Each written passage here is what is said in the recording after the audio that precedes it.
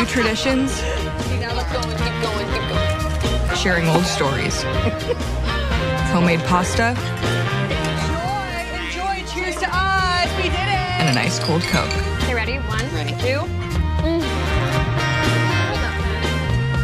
That's my recipe for magic. Good evening and Roll Drive, ICC fans. Welcome back to Game 2 this evening between ICC and Illinois Central. Adam Gore here, joining Andy Kurt. Appreciate Coach Kurt stepping in today and helping out with the broadcast. Colin Ming is having to scoot over to take care of some things with the high school basketball tournament, so I'm going to fill in here for Colin. You guys did a great job. Appreciate you coming in for Game 1, Coach, and getting ready for what should be a pretty good Game 2. This one's scheduled for 7. On the mound There's for the no Indians doubt. tonight, I mean, number this 22, Jack we Howell. have already played 2 9-inning games. Illinois Central just now getting started with their season and got a 7-inning game here. But, I mean, there's a lot of athleticism on both teams. It's been a fun 2 games to watch right here. And, you know, we got Jack Howell going on the mound for us right here.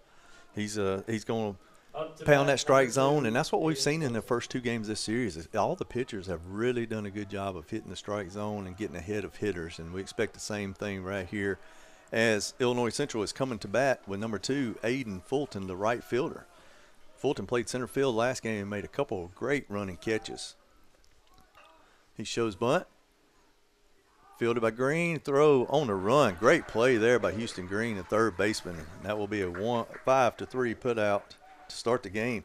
Fulton jumped that first pitch of the first game, Gore, today. He hit a ground ball through the 6-hole for a base hit and stole on the next pitch. So they came out aggressive. Yeah, that wasn't an easy play either, especially whenever it's the first play of the game. Not necessarily expecting that bunt attempt there, especially with the speedy guy heading down the line. So a good job by the Indians. Solid on defense. You're exactly right. Jack Howell rocks, fires, ball's a little high. This will be number 13, Ryan Brucker. He is DH in this game. Brucker stand in. He had some good at-bats in game 1. We had a little water here between games there. I would say I was running to do something for Coach Case and Minga during the game, and you sent me that text where you had a little bit of a issue like the sprinkler, which is directly behind the pitcher's mound they use to kind of hose down the dirt in between the game. It looks like it may have sprung a leak. It sprung a leak, and Kurt was doing the Sheffield as great grounds crew guy for us. He was doing the best he could, and they couldn't get it stopped, and they had to go shut off the main deal. And I mean, it was a circle around the whole halo of the mound, just full of water. And you look at it now on the broadcast, you don't even see any water. No, not that at is all. the improvements we have made here to Roy Crescent Field, and it's amazing to see the field drain like this. It is. Back in the day, we wouldn't be playing Game 2. We would not. You're definitely right. 3-1. And we got the first walk of the game there. Brucker did a good job, lefty on lefty, standing in to be the first base runner and going down to first base. This will bring up number 12, Micah McCoy, the third baseman. It'll be interesting to see what the Cougars do here in Game 2 after that first game. Of course, this is their third game of the season, so they're learning as they go, especially here on the road against a really good ICC squad that's had more games than they have had. So be surprised we don't see the best performance of the afternoon or this weekend out of the Cougars here in Game 3. You're exactly right. Pop up here by McCoy going down the right field line. Right fielder's on it. Yeah, it fades back on us. And Pearl overran a little bit, and a little bit has to do with the color of the sky right now. Yes. There's Yep. not any dark clouds. It's just that blue kind of, and you're like, it's a white ball in blue. But no, it fades in a hurry. fades in, hurry. And he was hustling over and just kind of overran it, and it was too far away for the first base, second baseman to get to it. But exactly to your point, just like McCoy right here. Last game, he's batting in the 3-hole. He struck out first 3 at-bats, and then he's had good at-bats. And his last one, he hit a missile RBI, and you can just tell he's getting more and more comfortable as he's in there. Look at this swing right there. I mean, he's not getting cheated. He's ready here to do damage. And he's a big old boy, too. If he squares up on one, he could probably send one for a ride. I was telling Colin in game 1 today that I don't know if Coach Wilson wants to play them in basketball. You're right on that. They've ran out 6'9", 6'7" pitchers. That pitch is high. Good waist pitch there. Be 1 ball, 2 counts, 1 out. Yeah, whenever I was walking in after our basketball game today, I was walking in as the 6'9" pitcher was warming up, and I kind of stopped for a second. I was like, I don't remember the bullpen being that lifted. Speaking of lifted. Yes, that's going to be pulled foul. But, yeah, like I said, he's getting more in tune with his swings. But, yeah, we don't have a lot of those 6'9s around these parts of North Mississippi. If they do, then most of them from Ingomar playing basketball. That's funny. I don't know if Coach Ashley ever had a 6'9". He won enough games without him. He didn't have to have him. We do welcome our Indian fans out there watching, and we see some more coming in here if you still got time to get out to the ballpark. Great pitch with Jack Howell. That's that. You see a lot of times that right-handed slider to left-handed pitcher. That's a left-handed slider to a right-handed batter. It's a back foot slider, swing and a miss for a first Renaissance Bank strikeout of the game. Yes. So that'd be 2 outs here in the inning. Yeah, that's just a pitch that's hard to hang on to right there. It's one of those that it's borderline. You just hope to make contact and foul it off and keep the at-bat alive. This will be the left fielder, number 28, Jack Merrill, coming to bat. Another lefty-lefty match. Good pitch. First pitch strike on the corner. We'll take it. New umpire. Everybody's got to adjust to his strike zone. Brucker's still down at first base. It's not made a move. It's a little different, though. As aggressive as they were in the first game, you got a left-hander on the mound now, though. Curveball outside. So they're having to figure out on Jack how his delivery is. What's his left-handed? What's his bad, as we say, bad pickoff move, and what's his good pickoff move? Because they're going, lefties are going a little crafty. They're going to mix it up. 1 ball, 1 strike, pitch, down and away. Yep. And that's true. Again, we talked about it this early in the year for a Cougar squad here, talking about learning. You could do this in practice, and of course, being up in the East Peoria area, not going to be able to get outdoors a whole lot. But you can do this indoors. But until you get in this game, the adrenaline pumping and, game action, you really can't duplicate that in practice. That's exactly right. I was talking to Illinois coach, Coach Kelly, before the game. This is his 25th season at Illinois Central. Yes. And he likes his team right here. He likes their aggressiveness. He likes their athleticism. He says he's got several arms to run out there. Pitch, perfectly placed by Merrill. The 6 hole was open between your shortstop and third baseman. He hit a ground ball right through there, and that is a great at bat for a lefty-lefty matchup. To stay in there and be able to hit that ball opposite field so that'll be our first hit of the game. Absolutely, and that's what we talked about. You stay in there, you battle, you keep battling, and eventually those will start getting through. You start getting that confidence, and you'll get good things rolling for you. You're exactly right. This will bring up 19, Charlie Graham. Graham started at first base last night. He came in and pinch hit in the first game, and he's back at first base here in Game 3 of this series. First pitch, that lefty fastball that's got that natural run, runs away from him for a swing and a miss. Jack jumps out 0-1, trying to put up a 0 here for the Indians in the top of the first inning. He comes set, checks the runner at second, and release. That ball's down. Yeah, Coach Kelly, back at him with Illinois Central, he was looking at the forecast. He was excited about next week. He said he thought they could be on the field all next week. He said they were on the field 3 days this week, the first 3 days they've been out, because they caught the top end of that ice storm we had. This ball is line drive. It is trouble. It is down, and that is going to be the first run of the game. He didn't hit it hard, but he hit it where we were not, and that is an RBI single for Charlie Graham right there to get the scoring started for Illinois Central. Yeah, and you talk about Illinois catching that weather the way they did. They're I think south of Chicago. So it's not like they've got our weather to be able to get out there and practice that often. So whenever you do get hit by something like that, really sets you back as a program. It does. He said that they still had pockets of snow everywhere, ice and snow that they're having to work around. This will bring up number 27, Ashton Corley, the center fielder. That'd be an interesting way to practice ground balls. Get on the ice and you can, what is it, like dodgeball? If you can dodge a wrench, you can dodge a ball. So you can feel a ground ball on ice, and you can feel a ground ball anytime. Anytime. Oh, lefty on lefty. That's a hook right there. I guess it's the 0-2 count. I believe this is Corley's first action. He did not play game 1, and I don't remember him being in the lineup in game last night. He's playing center field. 0-2 count, 2 outs. Howell looking to get out of this. Oh, he gets a piece of it. Good job by Corley, yes, fighting that off. And that's what you got to do in those pitches. You think something's going to be close, could be called a strike. You just got to find a way to make contact. If you don't get the hit, find a way to just foul it off and keep your at-bat alive. And this Corley is a freshman. This could be his first college plate appearance. You don't realize that, too, that this is their first game. Some of these are still getting their first time on the mound, first ground ball hit to them, first at-bat. Good pitcher's pitch there, 0-2. Good job by Corley laying off that little slider slurve type off the outside part of the plate. That's one thing fans can like, and I enjoyed listening to you and Minga. Of course, Minga being a pitcher, I think you pitched too as well, didn't you? Until my arm gave out. But y'all can identify those pitches. Me, I'm just like, hey, had a break to it. Swing and a miss right there. Jack Howe gets out of the inning, striking out Corley for the third out. That's 2 strikeouts there in the first inning. So Illinois Central does scratch a run there. They get 1 run on 2 hits.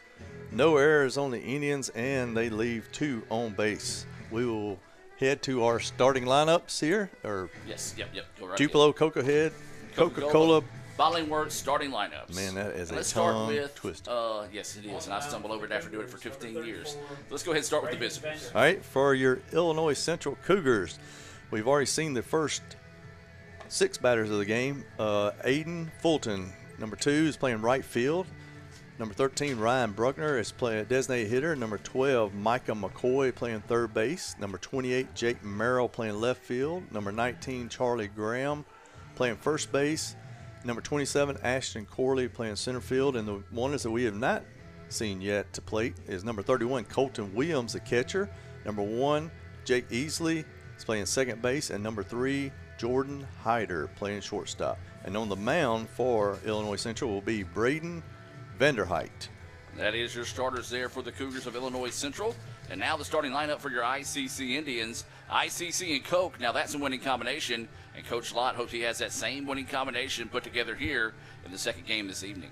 Yes, leading off for our Indians, and he's led off this will be his 8th game. Leading off will be Jacob Pearl, number 23, playing right field. Number 9, Reed Kent, playing shortstop. Number 4, Brody Thompson. We saw him DH and pitch some in game 1. He is in left field. Number 7, Cannon Graham, playing second base. In the 5-hole, number 5, Houston Green, playing third base. Already made a good play at third base. Number 27, Will Cavanis at first base. Number 19, Trey Gunn in center field. Number 28, Tyler Pickens, the DH. And catching for the Indians be number 6, Jack Cummings. On the mound, as we saw, was Jack Howe, who pitched first. So we are headed to the bottom of the bottom of the first inning, and we'll have number 23, Jacob Pearl, facing Braden Vanderheit. Well, it's very important for the Indians to get off to a good start here in this third game. You know, as we said, this is a Cougar squad that's been building that confidence. We're able to push across a run on some good hitting there in the top of the first. If they get a 3-up, 3-down inning here, it could be the shot in the arm the Cougars need to salvage a win here in the final game of this 3-game series. You're exactly right, and the Cougars got to. The scoreboard don't look like it when it's a run rule, but Cam Clifton got them off to a great start. Four innings, we did not get any. We had 1 hit in 4 innings to start off, and then just kind of fell off. But yeah, when you've already played 18 innings, yes, already you've got to have a pitcher right here. You'd like to see him eat up some innings, but they've already scored, and we need Indians right here to try to get some base runners and see what we can do against Vanderheit. That pitch came in, found the inside corner there against Pearl to make it a 2-1 count. Nice looking righty right here, Vanderheit. He rocks fires, and he is. I can tell you one thing about Coach Lott's team so far in the season. They're not getting out of the way of the ball. They are standing in there, and I like it. Any way you can get on base percentage, and more base runners of the team is always going to make you be more successful. I've got a Renaissance Bank scoreboard update for you, Coach. All right. Softball, 2-0 on the day. They get a 6-0 win in their second game of the day. I believe that was against Snead State. So, yeah, got a win over Snead State. Coach Owens and them off to a great start of the season. We look for them to keep building on that. Hopefully get some good weather to play tomorrow. Cal, did they hit any home runs in game 2? 18 Luke hit a 2-run home run. We got Reed Kent up now, your shortstop. He almost got hit by that pitch. 1 ball, no strikes. Coach, I know you're the former softball coach here. You may know a little thing about the field out there that's named after you. But disappointed in the hitting of the Indian softball team today. They improved. Let's see. Hold on one second. Let me get my numbers together here in front of me. I think they improved to 7-1. Hold on. Let me look and see. 8-1. 8-1, yeah. 8-1. So they snapped their home run streak of hitting multiple home runs in a game after 8 in a row, because they only hit 1 in this game. 22 home runs on the season in 9 games. 22 home runs in 9 games, and I think we're going to have to call Coach Munson in on Monday and give her a little scolding. I know she does a lot with the hitters, but that is an amazing start. We got a 3-0 count here on Reed Kent, being very patient at the plate. Yeah, they are off to an amazing start. I mean, they swinging 3-0, swinging a miss right there. He thought he got that. Low inside pitch lefties Yeah. love Yep, now, yep. and it's just a little bit lower than probably what he should have swung at. But hey, you're still in the hitters count 3-1. Pearl still over at first base. Might be a coaching opportunity a little bit later on in the season or after this. And there's Same, ball four. and that was same pitch. He was a little more patient on that, low and inside. So, hit by pitch and a walk. We got 2 Indian base runners Up to on right bat for here. the Indians, number 4, Brody Thompson. Well, a good answer by the Indians. They Yep. wanted to get out, come back, and answer that one run they gave up on some good hitting. They manufactured the run in the top of the first. So, anytime you get that leadoff runner on, especially if it's a walk or hit by pitch, typically comes back to haunt you. So the Indians need to find a way to take advantage. You're exactly right. Brody Thompson up to the plate, left fielder. As I mentioned, he DH and pitched some, but he also had 3 hits in game 1. So a guy that you would like at the plate right here for the Indians. Rocks pitch, first pitch on that outer half, strike 1. Good fastball right there. Good Vanderhyde coming right back, firing away. That's an important thing for Vanderhyde, just to, be that bulldog mentality. Get out there, get after it, try to fill up that zone. If they hit you, good. Trust your defense behind you, but just kind of get comfortable and get used to coming out, because this may be his first ever collegiate start. I'm not sure if he's a freshman or a sophomore. He rocks, fires, back to back, outer corner, make an 0-2 count. He is a redshirt freshman from Washington, Maryville. I don't know what Washington, Illinois is. 6'2", 200 pounds. Yes, nice looking right-handed pitcher here, and he's got an 0-2 count on Thompson. Thompson's got a battle. He rocks, fires, curveball stay way up high. And one thing I can tell you, Thompson did not get out of the way. It Nope. just missed him. That was He like stood in there. He didn't stick his elbow out. Because if he does, he's going to get called probably for intentionally doing that. But he just stood there, stood his ground. So I believe Washington is actually going to be near the East Peoria area Okay. to Zell County, I think. 1 ball, 2 strikes. Oh, we got a violation, time clock violation. That's going to be on ball, so that's going to even the count up. 2 balls, 2 strikes. Took a little bit too much time. I don't know if getting the pitch in either from the umpire's going to talk. And I'll tell you, I'm going to go ahead and apologize. If y'all haven't had this happen all day today, it's on me, because we had plenty of conversations in basketball last night between the officials, a few today between the officials. So if that's the case, then, that's on me. Gore, you want me to tell you? Uh-huh. Yeah, it's you. I'm not surprised. That's the first time they've talked, and we played 8 complete innings earlier. Well, almost 8 complete innings. Run rule in the 8th inning, but yeah. Not surprised at all. But they did count it. They stuck with it. He had the time violation, so it is 2-2. Runners at first and second for our Indians. Checking the runner at second, and he pitches. Ball lifted deep into center field. Pearl's going to tag up at second base. He's going to try out the arm of Corley. Ooh, good throw. Oh, that was on. It was a quick throw. So I wasn't expecting it to be that close, and he rocketed it out there center field.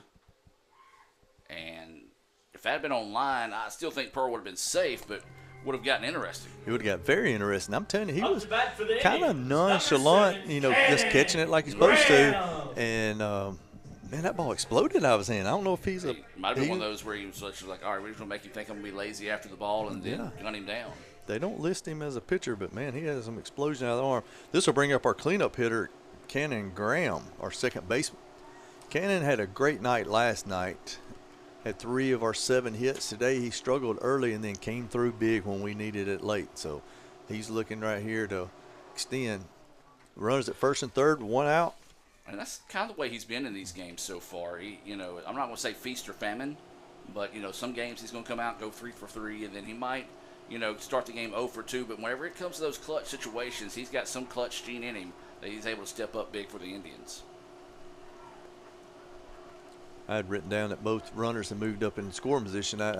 Kent's over at first base. We know he's been having a little bit of a hammy and stuff. So, early in the year he's got to be smart about that. And that was probably a good job by him not extending it. But with that throw going into third, in normal, healthy, Reed Kent makes it to second base.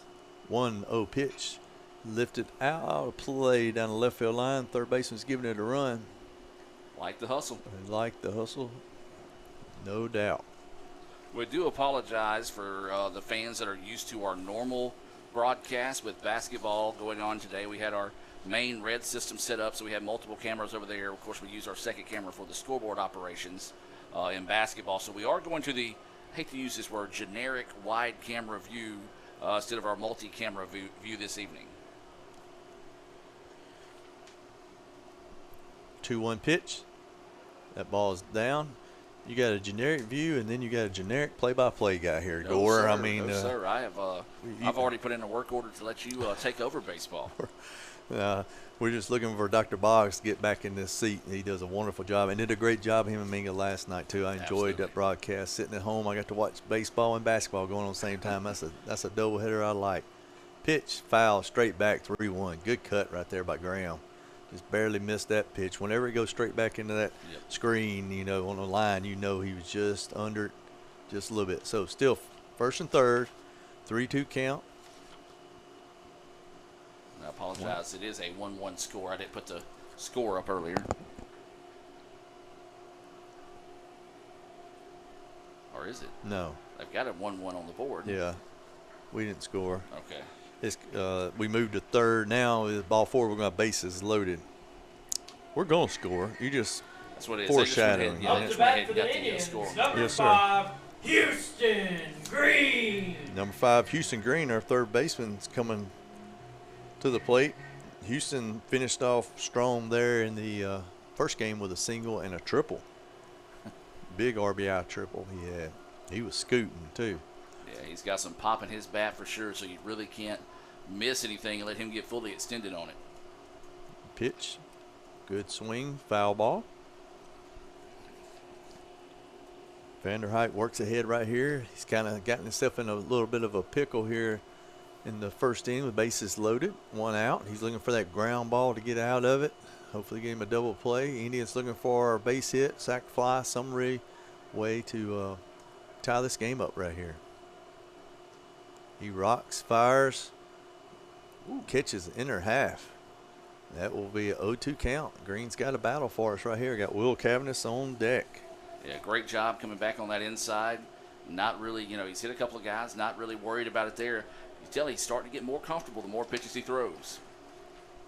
0-2 count. Let's see what he tries to put Green away with. He rocks, fires.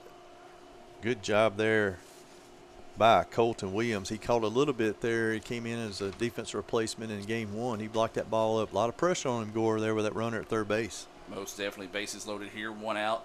Indians would love to get the merry-go-round spinning here.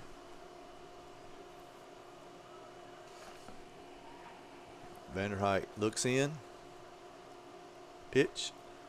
Ooh. Oh, he wanted it. And if game 1, he probably gets it. That umpire, he loved that outside half, especially with a good fastball. It might have been in the white area or a little bit over in towards the batter's box. But if you hit your glove, you got it. Now the count runs to 2-2.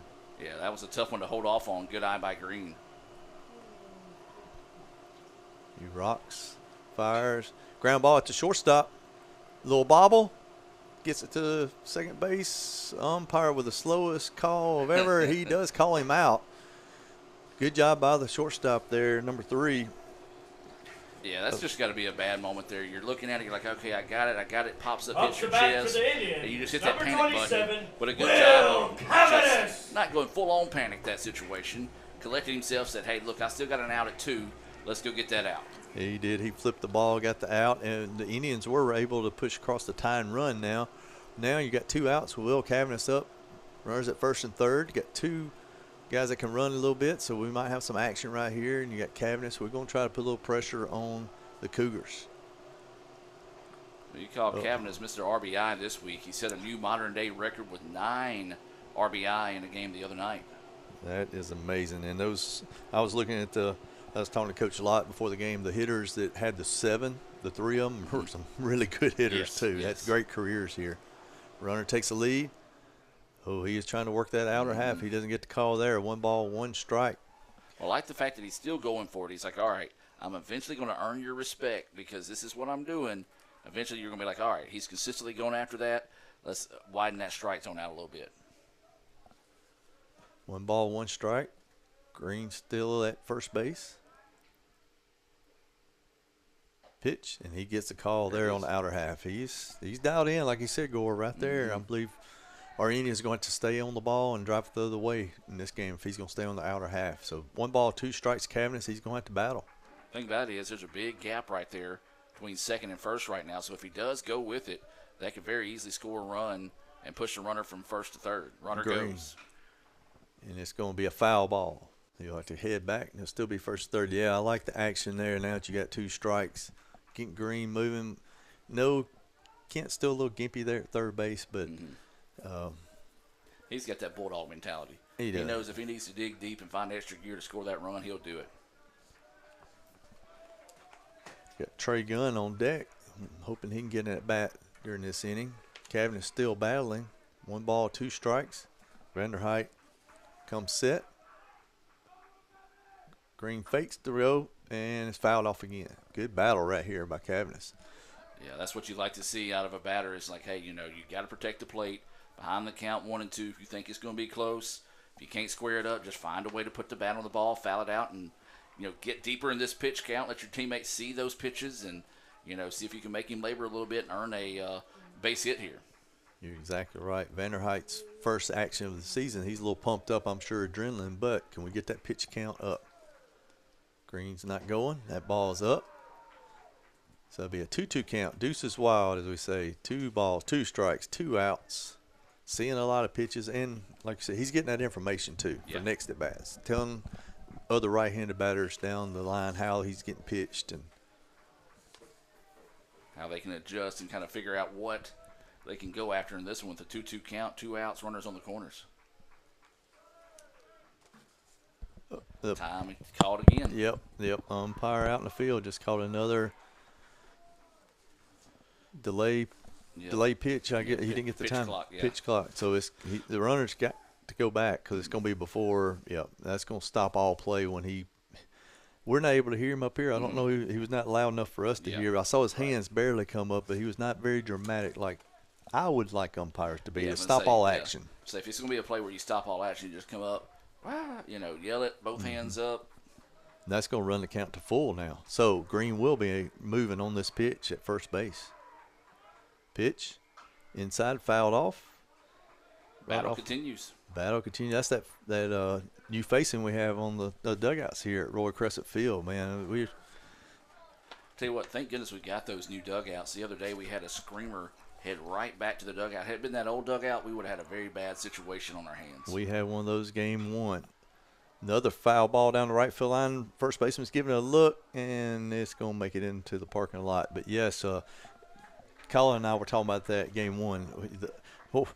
No offense to anybody, we said it in game 1, but you hear me say it again, the ugly finder we used to call it when the ground ball, when balls used to go in the dugout and stuff, just kind of a funny thing said, but it was a missile and it hit off the ricochet too, and he said the same thing. If that's the old dugouts I played in when I was here, somebody would have got hit. Yes.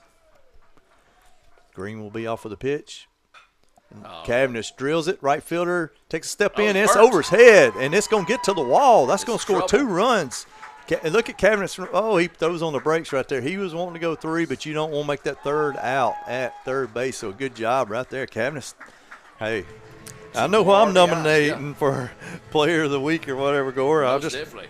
You can nominate whoever you want to. I'm going to send in my own ballot on that. Up to bat for the Indians. Baseball, Number softball, 19, Trey always so Gunn. difficult to figure out, who do I want to nominate? Or Yeah. a lot of times I just go to the coaches, but Cavanis making it pretty easy. I know for sure that's 11 RBI on the week. Don't know for total with, the games that we've played this week, but he's having himself a week. He is having himself a week. This will bring up Trey Gunn with Cavanis down at second base with 2 outs, trying to get those 2-out hits.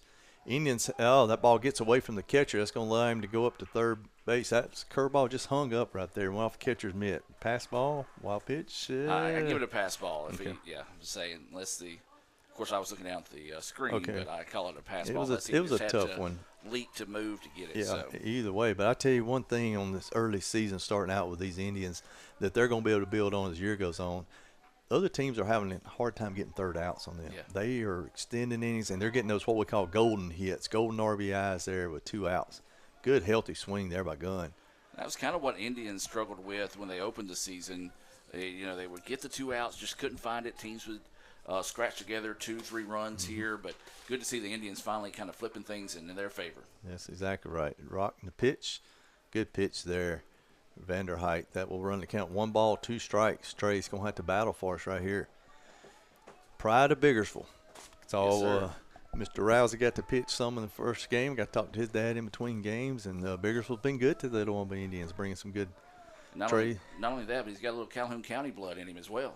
His dad played at Bruce. See, you just spoke too soon See, right there. You if took it a had been- fastball away. If it had been Calhoun City, he would have hit it. Since I mentioned the bad side of the river, that's what happens. That's what happened. So we got the Indians with a good job there in the bottom of the first inning to answer and score 3 runs on, believe it or not, 1 hit.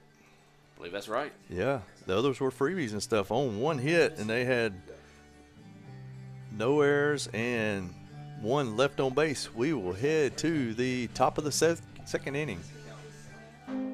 It feels like the deck is stacked against you before you even start your business. What's the difference between someone who fails and someone who succeeds? To succeed, you need an edge. You might invent technology that nobody else can imagine. Maybe you make the perfect product with the perfect fit. But what every successful business has is a bank that is there for them. Instead of saying slow down, a bank that asks, what's next? Renaissance Bank, understanding you.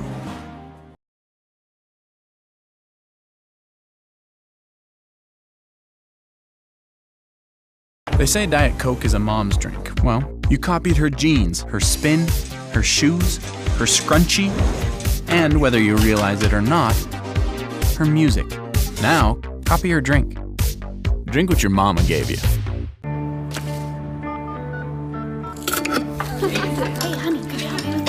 Today tastes like staying in. And it never tasted this good.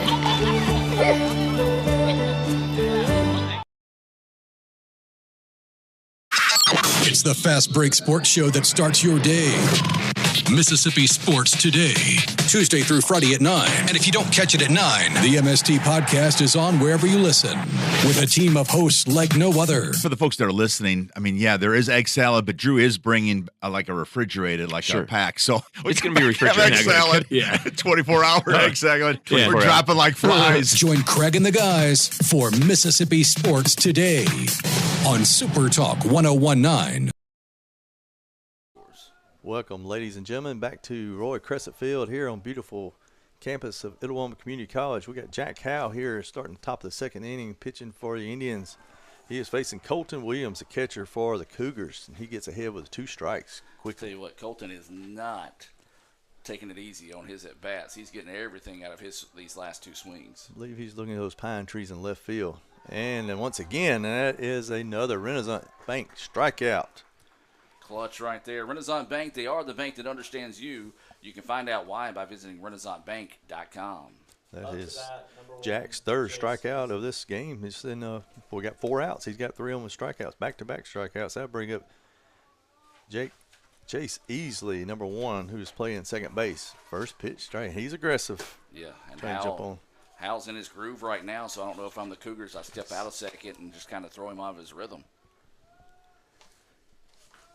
He rocks, fires. Cooked that one a little bit, pulled it a little bit down in. I think he might have reached back in his hip pocket and try to put a little bit more on that one than he had the previous 2 pitches. And that happens when you get a little excited, get a couple of strikeouts, try to get a little extra. Just got to do what you normally do. Nothing extra needed. Just like that.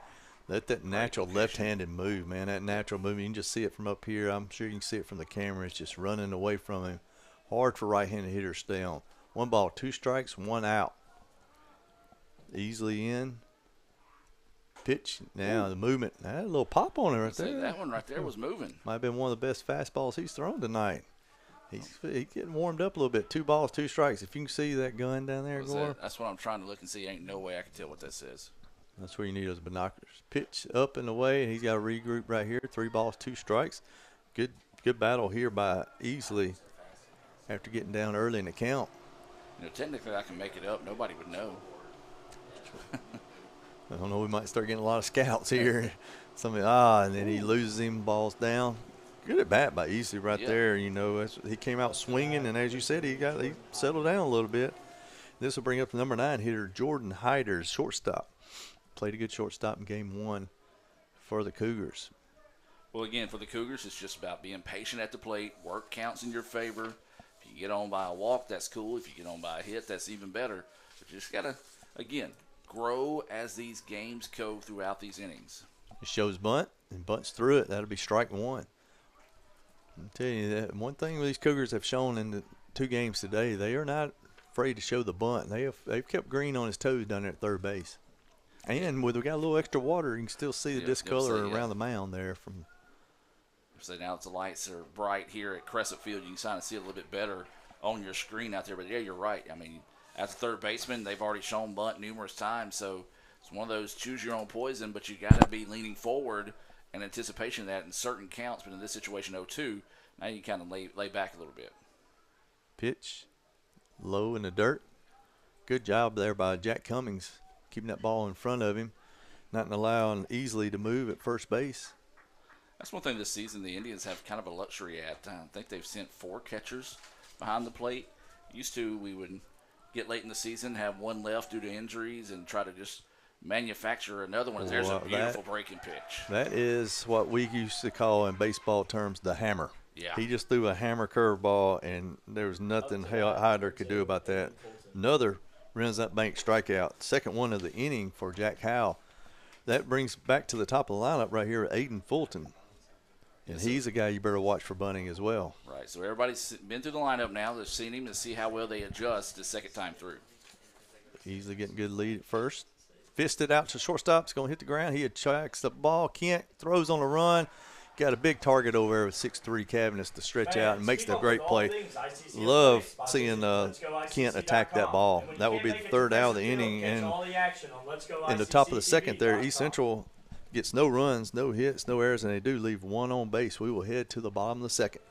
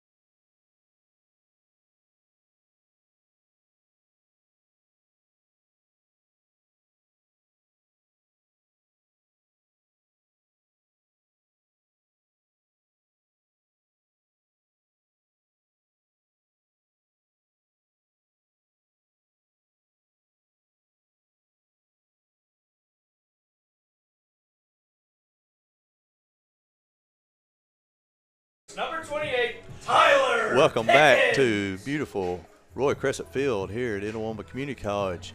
Your Indians are ahead 3-1, and we are going to the bottom of the second here. And we've got Tyler Pickens, our designated hitter, starting the inning off here against Vanderhyde. Just a reminder, this game 2 scheduled for 7 innings.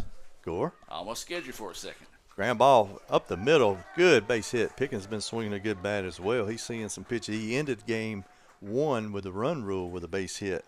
Starts off the bottom of the second here for the Indians in the right way. This will bring up number 6, Jack Cummings, our catcher. For the Indians, number 6. Heck of an effort there by shortstop, making that diving stop. Had it bounced a little bit higher, he might have been able to knock it down. But with the speed of Pickens, I don't think he would have been able to throw him out. Like you mentioned earlier, Gore, every game what we've watched them, and this being the third game, they're just getting more and more comfortable being on the dirt, and it's going to come. They're going to have a good season and stuff, and still got a lot of game here left. I mean, we got to keep scoring. Pickens a good lead, draws a throw over, gets back safely. Cummins in, freshman out of North Pontotoc. Yes, sir. little Ecru area out in your stomping ground. His mom teaches here at ICC, or not teaches, she's works on the Tupelo campus, and she will fuss at me for not knowing what she does. She was teaching speech at one time. She was. Which one of her? Yeah, so maybe she's still teaching that. First pitch is down. That would make a 1-0 count. So you'd say a legacy kid. Yes. Yes. Good We love kid. those. Next pitch, good fastball right there by Vanderheit. That'll run the count to 1-1 strike. North Pontoac's been good to our baseball program. Very much so. Got a lot of talent out of that North Pontotoc area. A very proud program over the years as well. Do you know where their coach is from? Chad Anthony. Bodoc is his nickname. He's still there. He is still there. He's Wow. actually a assistant principal, but he is a pride and joy of Fulton. Okay, did not know that. Yes. I just know that he was there whenever I was back in my TV days. He has so. never left. He's one of those, you get somewhere you like it, you just stay forever. 1-2 strikes. Cummings got a battle here. Good pitch by Vanderheit. That's one you're trying to get him to chase right there. Yep. That slider, curveball, slurve. All right, middle infielder saw something they didn't like. They both ran in there real quick to the pitcher. And now they're calling the catcher, and Now- the first baseman's going to come in. Yep, I don't know if what could be going on right here, but they're Now you've got Pickens motioning to the dugout and trying to signal towards them as well. So the entire infield is in now. you like to see that early in the season. I know probably Coach Kelly, their coach, he might not even know what's going on, but he likes to see his shortstop, second baseman just took control right there and say, hey, let's get together. Something is going on. We don't like, who knows what it could be, but, you know, talk about it and all of them get together. And that will help them as they go through this long season, keep building on that. Yeah, take charge, have that mentality of that leadership and know that's somebody they can lean on. 2 balls, 2 strikes, no outs. Pickens fakes it first. Ground ball up the middle. Shortstop flips the second. He turns, throws the first, a wide throw. And they're going to call interference on the runner going into second. I guess they're going to say he didn't slide or maybe slid late in that situation. So that will be a ground ball. We'll call 6-4-3 double play. I mean, is that how we're going to have to score it? So with the interference into it. And that's a tough one for you Indians right there. And Coach Lott's going to want an explanation. And I'm thinking that their defense just all met right there. Do you think they just planned that out? I think they did. I was like, hey. Just And then that's what Pickens was motioning too. They're trying to set me up for something. That's what it is. That's what it is. They're like, hey, just throw this pitch. I'll get it, and he'll slide into me. And we'll turn the Little Caesars double play the unconventional way as the umpire talking with Coach Lott, trying to get his explanation on that situation. And, again, early season, so one of those situations where Coach Lott can kind of help out the umpire can help him out, coaching the situation. And, well, you don't really see very many umpires coming back and kind of throwing their hands up as in, like, I don't know what to tell you. So maybe Coach Lott, what he said, kind of made him think twice about it. As my grandma would say, it bees what it bees. You Right. got what you got. So we are back to the top lineup. So this will be a second at bat for Jacob Pearl to face Vanderheit. Was a start to a promising inning there for the Indians, but the double play is a pitcher's best friend, as you've heard many times. So we need Pearl to get another 2-out rally started here. Most definitely.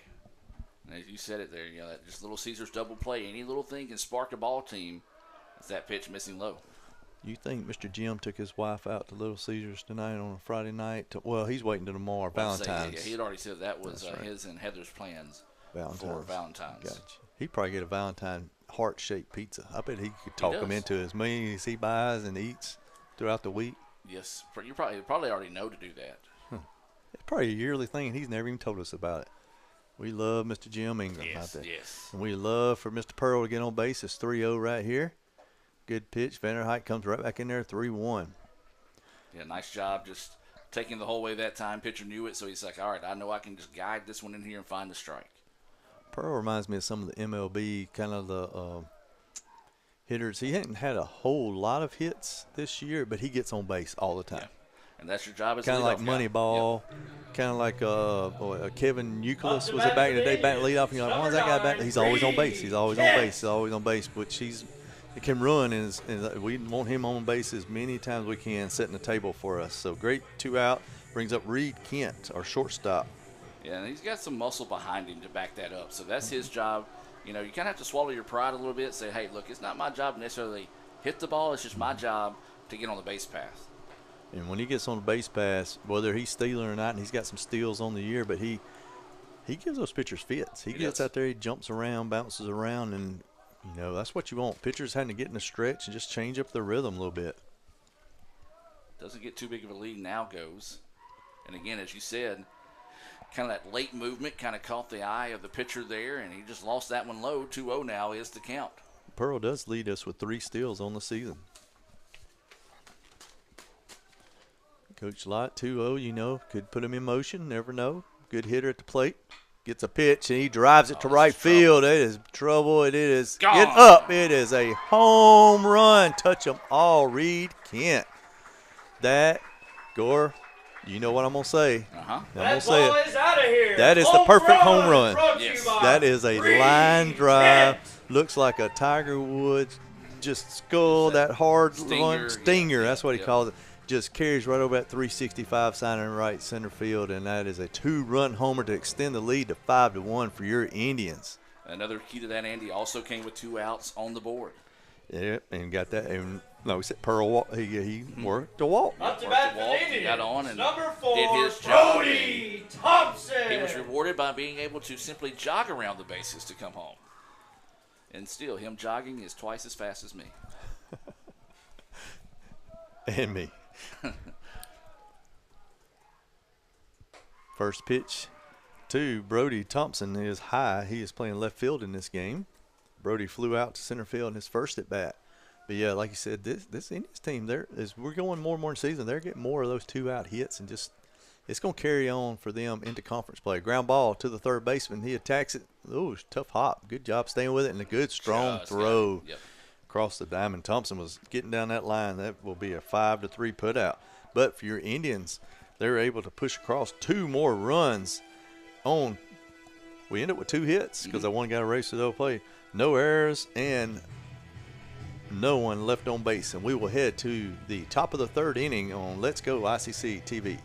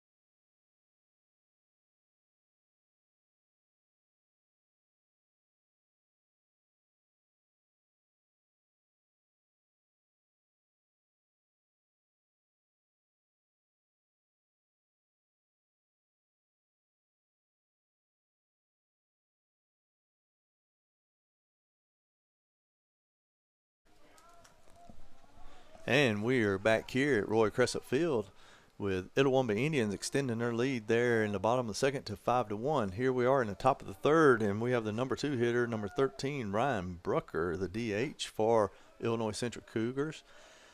Jack Howell still on the mound for your Indians, and his first pitch is high there. We've given Jack a pretty good lead here. Amory native, he's got to get back in there and just keep putting up zeros for our Indians going forward and extend this game out, get us a few innings, you know. Went through 4 pitchers last night on the Indian staff, 3 in the first game. Got to get through 7 innings here. Hopefully only 7 innings. Yes. Not talking any extra. Free. I don't want to jinx this here.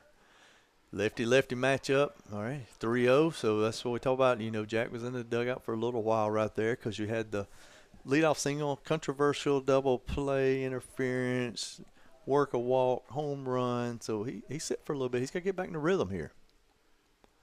And he does there, 3-1, right down the zone. throw some scores out at you. Yes, please do. For our friends in Illinois, I hope you're like me. You don't like this score. Michigan leading Oregon State, the number 12 team in the country, 5-3. That's in the top of the 9th inning. And let's see, I'm going to scroll through. Back to back, 3-2. Good pitch. East Carolina trailing at Xavier, 4-3. That's in the bottom of the 9th inning. You got San Diego over Charlotte, 7-3. You can tell I'm not an SEC fan. Hey, All right, here we go. I thought today was college baseball opening day, and I ain't heard the SEC team yet.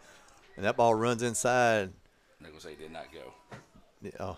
Yeah, there's no way that guy. You got to have 3 umpires for that. But yeah, ball 4. Bruckner, good job of getting a base on balls to start this inning. Here's one for you. You got TCU leading Vanderbilt 5-3. TCU number 10, Vandy 23. That's in the bottom of the 8th inning.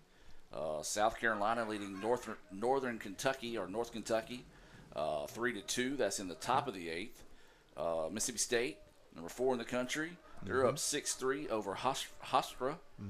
That's in the top of the 6th inning. Southern Miss down 3-0 to Santa Barbara. That's in the bottom of the 8th. Wow, did not see that. Louisiana Tech having some tough time with Houston Christian. They're up 13. Well, no, now it just went 13-4. Ground ball is a shortstop. Chance at double play. Step throw. Taylor made double play. That double play is brought to you by Little Caesars. Absolutely. Little Caesars sounds really good right now. As pitcher's best friend. Most definitely. I'm going to see if I can change my preferences on this ESPN app to this will bring up number 28, Jake Merrill, the left fielder. He had a base hit in his first at bat. Purdue's up 3-0 in the top of the 7th over Portland. First pitch is low and away. 1 ball, no strikes. Like to see that out of Jack Howell. That is a good job of, trying to get back into it and then throwing that ground ball. Ole Miss up in the bottom of the 6th, 7-3 over Nevada. Washington State up 7-2 over Alabama in the top of the 7th. And Missouri up 3-1 over Mount St. Mary's. That's in the bottom of the 3rd. Good pitch. Lefty curveball. That was nice. You can see Merrill kind of pulling off a little bit, looking for something inside. That ball broke all the way away from him. Team going to keep a close eye on, of course, Butch Thompson. Oh, and the umpire flinched on that one. That might have been down a little bit. Yes, I think it was. ICC baseball alumni, Butch Thompson at Auburn. Yes, sir. They're playing Youngstown State is tied at 0 in the top of the 3rd. UAB Florida 2-2 in the 2nd. Pitch. And he gets a call that time. That will be another Renaissance Bank strikeout by Jake Howell, looking for the 3rd out. And Illinois Central go 3 up, 3 down there in the top of the 3rd. You got to be aggressive. You got to know those pitches are going to be low, and they'll learn that as the game goes. You got to find a way to either make contact or foul it off. Exactly. And we will be right back on ICC Sports Network for the bottom of the 3rd inning.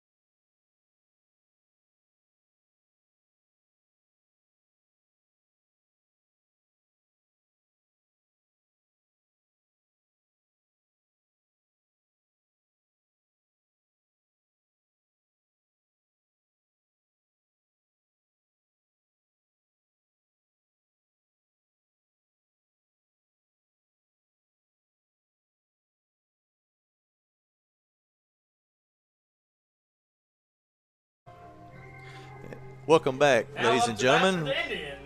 We are headed to the bottom of the 3rd inning. We have Cannon Graham leading off for our Itawamba Indians. He is playing second base tonight. He had a walk in his first at bat.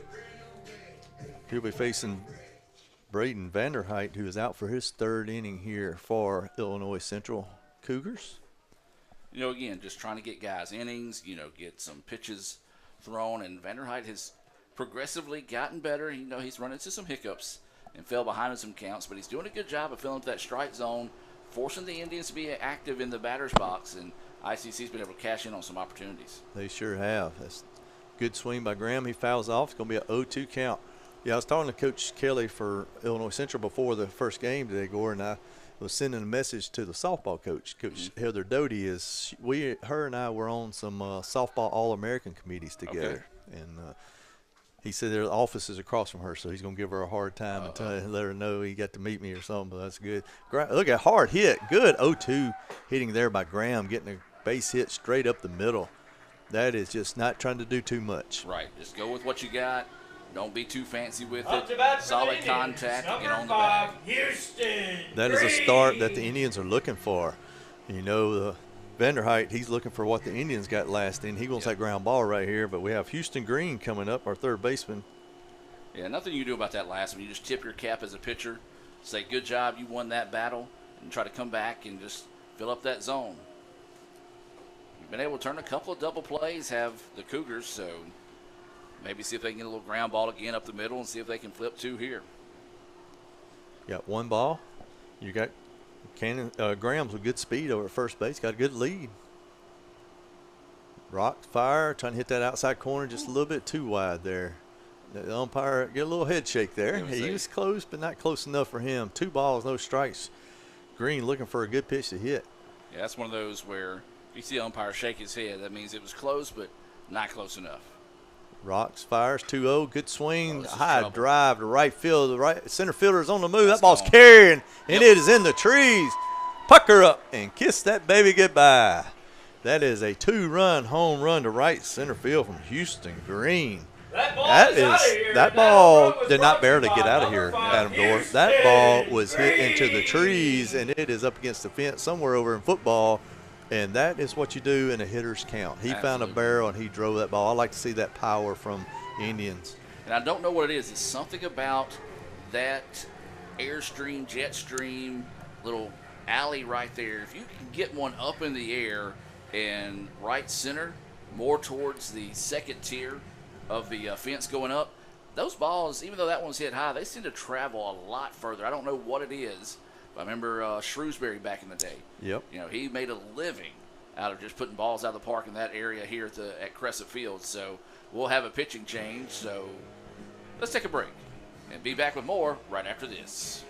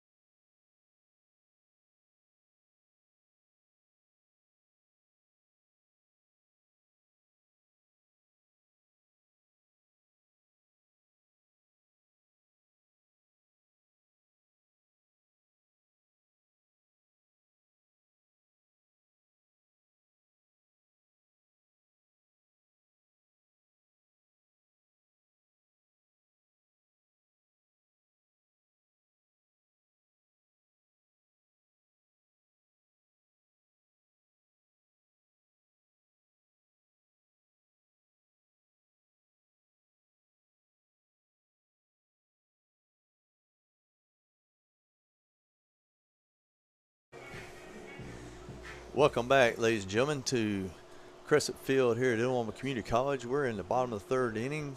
Your Indians are up 7-1 on Illinois Central. We have a new pitcher in the game for Illinois Central. It'll be number 6, Brady Bolin. Brady is a freshman, so this will be his first college experience. I do not believe we've seen him. That first pitch across for a strike. You know, you're talking about adjusting. I feel like the Cougars this year, you'll probably see that young man that came in game 2 standing at 6'9", pitching, and you bring this cat out behind him. You're talking about trying to adjust to pitching, you know, where the pitch delivery's coming from. That's going to be a big-time adjustment, almost a foot difference between the two. That's like having 2 different pitching machines out there, one at the knees and one over your head. Yes, that changes your eye level, and that is one of the hard parts people don't realize about trying to hit. Different angles, sidearm pitchers, tall angle. This guy kind of whips it around a little bit. That'll be ball 2, 2-1 count. That will close the book, though, on Braden Vanderheit. He had 2 innings pitched, 5 hits, 7 runs, all earned with 3 walks and a strikeout. And you think he was rolling along, gave up 3 runs in the bottom of the first, and then that walk in the bottom of the second led to a home run, and that kind of carried over into this inning with a base hit and then a home run. It's just one of those, like you said, he just don't have the innings yet. Yep. But once he gets those innings in him, I promise you, Cougar fans, you're going to enjoy watching that kid pitch this season. No doubt. Rocks fires. 3-1. Must have been a little bit low. It's a close pitch right there. Good job by Cavanis. He draws a walk to keep this inning going with no outs. Number 19. And I know one thing Coach Lott is talking about in the dugout, you never have enough runs. I mean, you never have. You just keep building. We got to do what we do, just like Illinois Central's got to do what they do. You're just trying to get reps. It's still, you're getting ready. These are pre-conference games, but this brings up Trey Gunn, our center fielder, number 19. Cavanis at first base, good speed for a big guy. Gunn stands in, takes the first pitch high for a ball. You know, you talk about Coach Lott preaching, hey, look, we got to get more runs. We don't have enough runs. Indians know that for a fact. They were down. They scored 11 runs the other night in the 6th, able to come back and rally against Dyersburg, I believe it was. So the Indians know themselves, you know, hey, that's the beautiful thing about baseball. There's no time limit, and the only thing that regulates what you do is 3 outs. That is the wonderful thing about no time limits. I know you might be here for a long time, but that's the one that you can play as long as you know. Ball in the dirt. Good job by the catcher, Williams, there to block it up, keep Cavanis at first base. But, yeah, you got to get 3 outs each inning, and you just keep playing until they tell that you say ball game. You just keep playing. Anything can happen. I was telling Coach Lott about one of my experiences of what kind of happened to them in the second game of the season at Belleville State over there. And that will be a strike, 3-1, where just no matter what you do, change pitchers, do anything, you're just not able to get out of the inning and end up losing. And one of the games I coached in, we had a 7-run lead going to the top of 7th, and before we get 3 outs, we didn't give up 9 runs. Yeah. And you're just at the mercy, and it's a learning moment. I would say it's just good swing, straight back, make a full count. Yeah, it's just one of those things, like you said, you feel helpless. You're just like, come on, I just need an out. Let's find an out, and it just can't seem to find it. You'd think somebody would pop one up or just hit one at somebody, do anything, but it's just and that's what a great thing about, I think, baseball, softball, is you learn a lot about, in all sports, you learn so much about life. Yes. You have days like that. Right here, Trey Gunn battling 3-2. Hour and a half, and it's a ball. And that's one thing Trey Gunn has done so far in the season, too. He's not been afraid to get hit by pitches or draw walks, and that's what you're looking for. Just find base runners. Good things happen. So we got Indians have runners at first and second, good speed on the bases. That brings up Tyler Pickens, who had a base hit, his first at bat, leading off the second inning. Andy, a little trivia for you. Y'all may have already talked about this in the previous 2 games, but talking with Don Hammock, the SID, down at Gulf Coast during our basketball games last night, he was watching this game. He said he didn't want to listen to me, so he put the basketball game on mute. Probably what you did, put the basketball game on mute, watch baseball. But said Jim Tomei is the notable alumnus from Illinois Central. I heard that on y'all's broadcast, and I looked it up too. I was like, you got to be, I never heard that before. Foul ball by Pickens, because Jim Tomei, Hall of Famer. Yep. One of the best ever. I tried to mimic his batting stance one time. How'd that work out for you? I didn't hit any home run. Yeah, I can just say that. I did not look like Jim Tomei. I wonder what Jim Tomei looked like as a junior college player. And that's what you look at here. Think like Jonathan Van Everett. We knew he was special when he was here at Etowah, and ended up going and playing in the pros and stuff. But these are young guys who are still growing in their bodies too. They're some of these like 6'9" pitcher. What's he going to develop as his arm gets stronger too, and all that stuff. It's just it's great to see these young guys as they're building into better baseball players. And, of course, all of them want to play in MLB, but or if not, moving up to the next level and just keep growing into the game. Well, 2 strikes right here. Will Verdong, he came back for the first pitch banquet. It's a big swing and a miss there for the strikeout. But, yeah, I look back at Will when he was a freshman here versus 3-4 years later, and he's a full-grown man now. You can tell the MLB is invested in him in the future. It's a full-time job, and that's what they do. They lift weights, they work on their body, they have nutrition, they have all that. Yes, what an exceptional player. And he's one of those that had 7 RBIs. Matter of fact, I think he had 7, and then he had 6, 3 different occasions. Oh, wow. So he was first, second. I think it was actually where he is first, second, and third on the list for most RBIs in a game. Modern day record, that is. Modern day record, yes. That's what we have to make certain we say modern day record.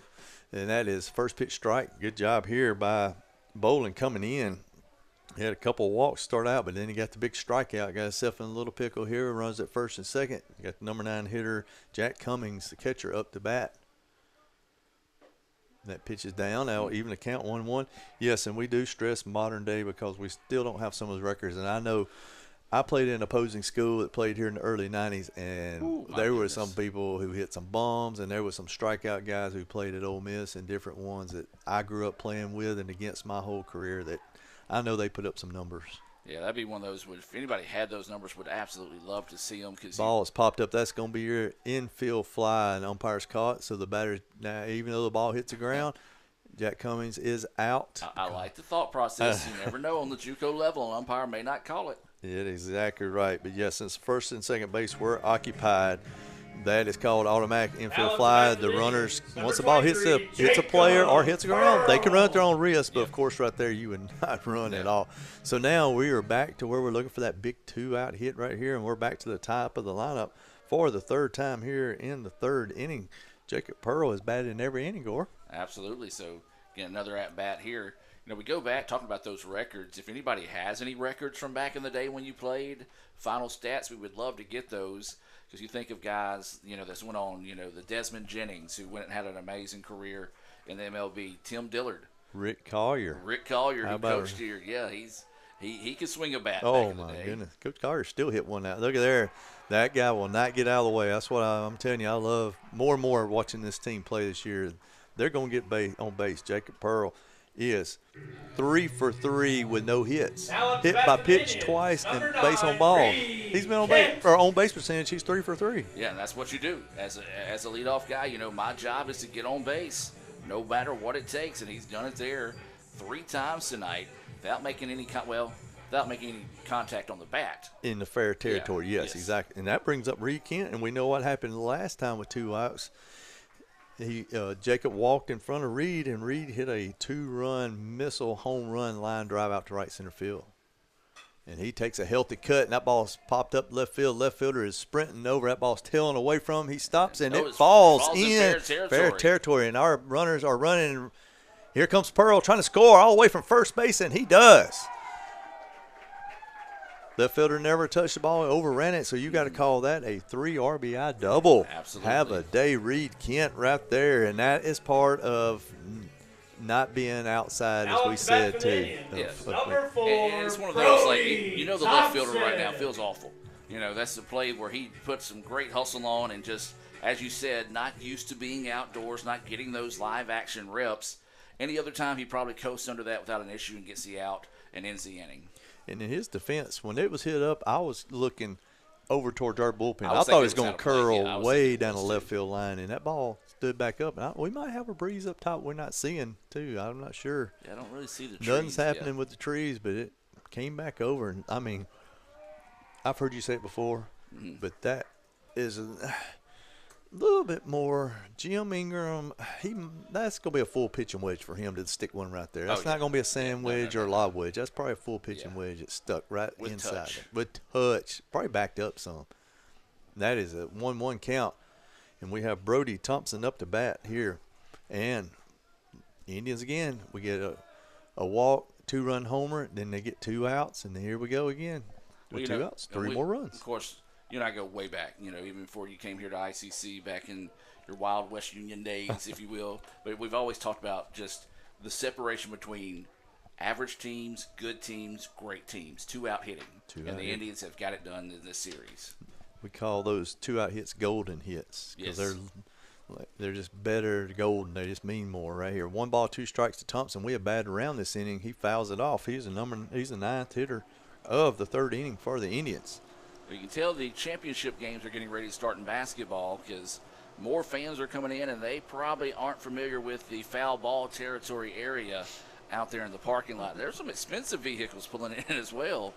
It's the reason why Gore either parks behind the press box. Ground ball chopped to third baseman. He sets, plants, low throw. First baseman with a great pick at first base. Boy, that is tough play right there and a great dig over at first, but good job by the third baseman, knowing he had to come up clean with that one and get it across in a hurry. He did. He picked it too, and that will be the bottom of the 3rd inning. The Indians score 5 runs on 3 hits, no errors, and they leave 1 on base, and we will head to the top of the 4th inning.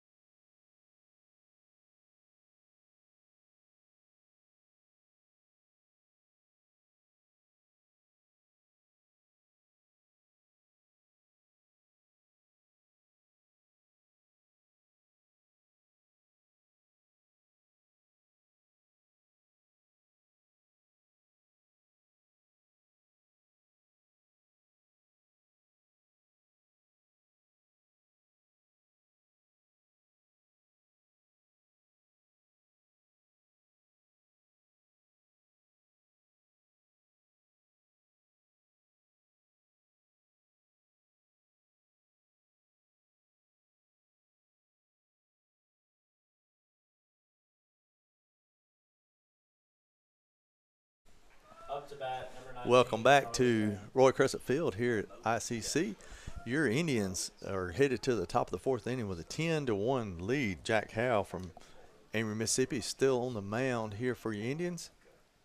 He rocks and fires. First pitch strike on the outer corner. He is facing the catcher, number 19, first baseman Charlie Graham. Charlie caught some in the first game. They're about like you said. We've caught 4 catchers. They did 3 in the first game, so they're still moving people around. Check swing there, and Howell quickly ahead, 0-2 count.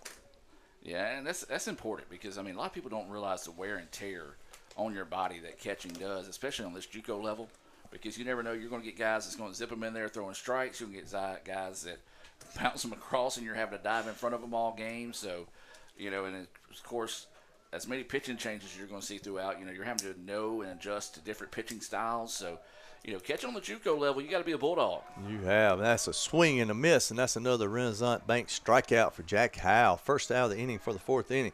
You're exactly right, Gore. I'll tell you that. Colin was saying in the first game that I made it pitching sound so easy, but it is not easy. Yeah. I mean, we can all sit up here and talk about why you're not able to do this.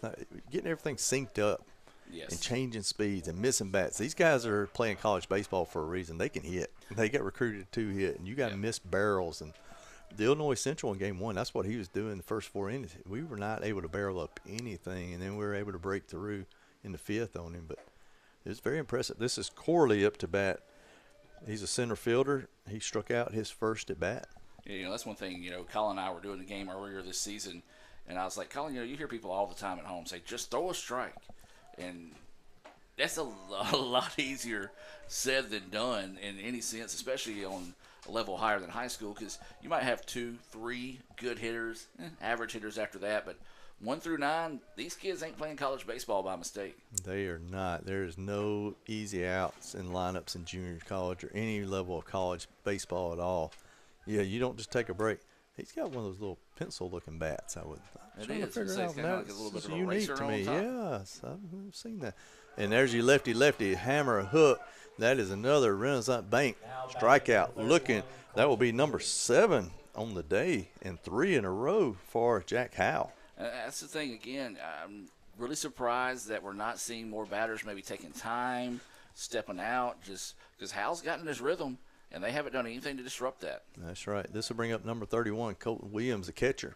And remember from Colton's first at bat, he struck out, but he did not get cheated on his 3 swings. Not at all. He got his money's worth on those swings. And, you know, in those type games, you know, guys like that, you know, sometimes you run into one, and if you do, it's going to travel for days. And, my goodness, swinging out of his shoes at that one.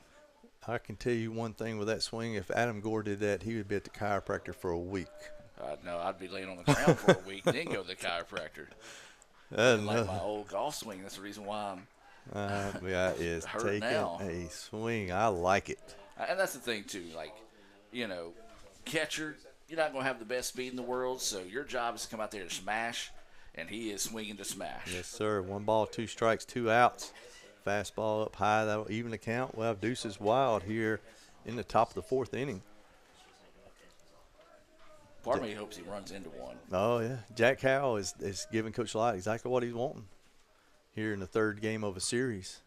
Curveball. Oh, that's a good job of batting right there just to foul that off. That was a pitcher's pitch. He went for that backdoor curveball again on his back foot. And yeah, nice adjustment. You kind of saw him, I guess you say, wiggle back a little bit, lean back a little bit just to find it. And that's what you got to do in those situations. The pitch. Ball's low and in, and we've worked it to a full count. Nice job by the batter here to battle, keep it alive, try to see if he can find a way to just battle and win this battle with a big hit here. Good crowd out here tonight.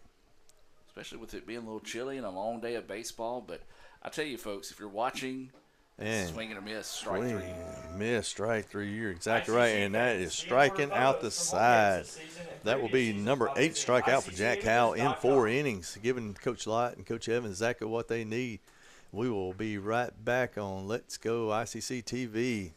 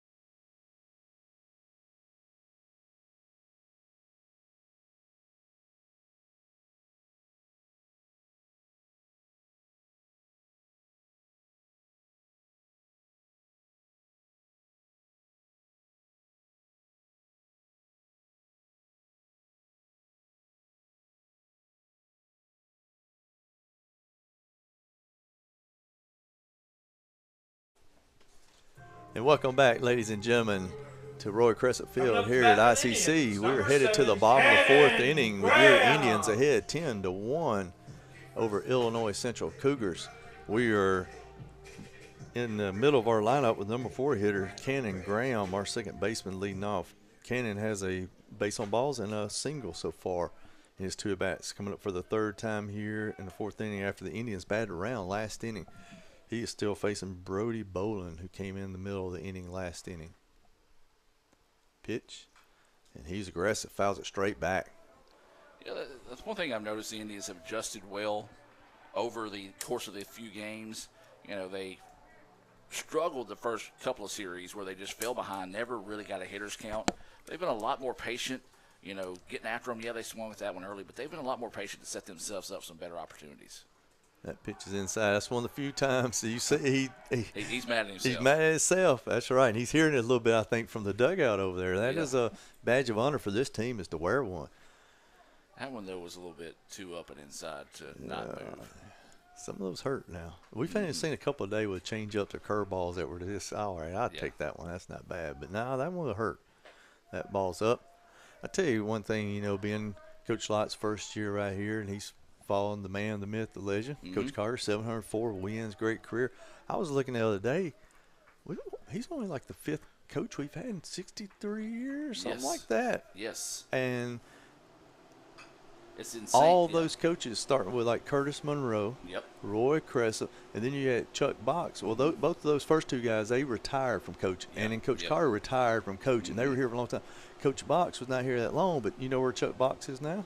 Yeah, he's having a pretty good time at no, he's at Texas now. Was at A&M. He was with Coach Schloss at A&M, and when they got beat in the finals of the World Series, they went to Texas with him. So he's in Austin. I mean, you can't blame the guy for moving up if he's at that level in the SEC, And here's the cool thing about guys like Chuck and Butch. We already talked about Butch Thompson, former player now coaching at Auburn. Chuck hits me up on X, or app formerly known as Twitter, all the time. He'll call. He's very, when he heard the possibility that Rick could be retiring, he wanted to, say, hey, I want to be involved with anything that's going on to, salute Rick. And, he was part of that as well. So really cool to see guys like that at a level could be like, I went to JUCO, no big deal. But these guys still pour into these because they understand in baseball you got to be gritty, you got to be tough. And JUCO installs that in you. It sure does. It's a brotherhood as well. That walk there by Graham, that would bring up number 5, Houston Green, who hit the massive home run to right center field. His last at bat, he pulls that one foul. Good job by Bowling getting ahead right there. But yeah, it's a brotherhood. And one of the things I found out too with working here for 11 years, being involved with Illinois now for 15 years and stuff, is people leave this place, they still give back. They're always checking in. They're always saying, I look at the softball scores and I was telling Dana, ground ball at the shortstop. Nice play. Oh, wow. Almost turned 2. Yeah, not able to turn 2, but you got to be kidding me right there. By stop at short. Jordan Hyder has played an awesome shortstop today. I'm telling you, that is a great play right there and almost turned it, man. I was going to say, what a play Wednesday, but not for those. That's what we go back to. We said earlier in the game he made that diving effort where he didn't get to it, but this time he does. So it's one of those situations where, okay, this is what maybe I need to dive sooner. Maybe I need to make a different angle. They're learning as they go. And this is going to be a good baseball team by the time they get, 4 or 5 more games under their belt. Most definitely. This brings up Will Cavanis. He's hard hit right at the third baseman. Got a chance for 2, and yes, that is a tailor-made good job by Bolin and his infield right there to go 5-4-3 double play. So your Indians had some promise in that inning, but they end up going in the bottom of the 4th, 3 up, 3 down. And we will be right back for the top of the 5th inning on ICC Sports Network.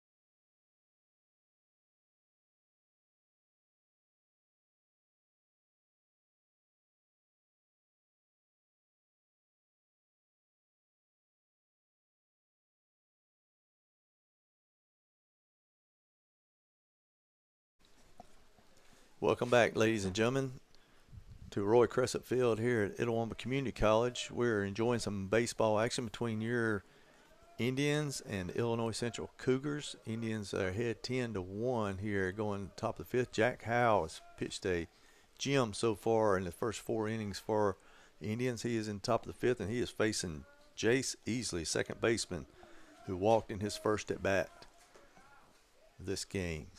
First pitch up and away. You know, Andy, we were talking about it during the break. You know, that was not an easy double play. That ball was absolutely blistered, hit towards the third baseman. And again, we're seeing it. You know, we've seen a lot of baseball this year, but I know for the Illinois Central fans that might be watching right now, you don't like to see the score. But the thing about it is this team has progressively got better defensively. They're looking more confident at the plate. Jack Howe's having a great night throwing the ball. But, you know, this team has got better inning by inning, and that's what you want. Ground ball back to Howe, and he's going to take the underhand flip. You're exactly right. That's it. That's what you want. You want that to build on. Pinch hitting for the Facing a tough lefty. 5, John Higgins. Cal Brown getting us an update here. Ben Davis, former Indian, is now entered to pitch for the Bulldogs down at Mississippi State in the opening day. Man, what a great Indian Ben Davis was. But, yes, we have a pinch hitter here, number 5, John Higgins, coming in to bat in the 9 spot. Be his first at bat of the day. Takes that pitch a strike. Higgins is a true freshman. Could be his first at bat. I don't remember hearing his name last night in the game. I do not have those. They didn't have their box score, so I didn't have that from last night. I didn't keep stats watching it on my when I'm listening to your broadcast and the other one, I didn't have time. That called a little bit of Cummings back there as the catcher.